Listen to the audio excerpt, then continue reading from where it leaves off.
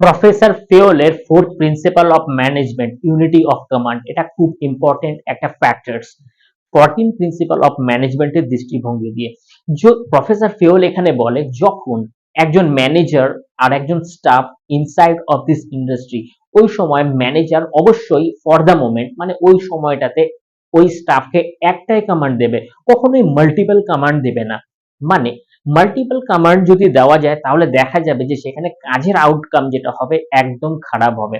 For example, যদি manager ওই স্টাফটাকে প্যাকিংও করতে বলে আবার অপারেটিংও করতে বলে মেশিনারিজকে, তো ওই সময় কি হবে না সে প্যাকিং ঠিক করে করতে পারবে না অপারেটিং ঠিক করে করতে পারবে। এতে তার আউটকাম কি হবে, ব্যাড প্যাকিং হবে এবং ব্যাড অপারেটিং এর থ্রুতে সেই যে প্রোডাকশনস গুলো হবে সেটা অতটা কোয়ালিটি সেগুলো ভায়াবল হবে না, সেগুলো রেলিভেন্ট হবে না সেই দুটো কাজের মধ্যে কোনোটি। তো তাই জন্য এই দুটো সাম্যতা বজায় রাখতে গেলে একই সময়ে ফর দ্য মোমেন্ট একটাই কমান্ড দিতে হবে, সেটাকেই বলা হচ্ছে unity of command. Thank you.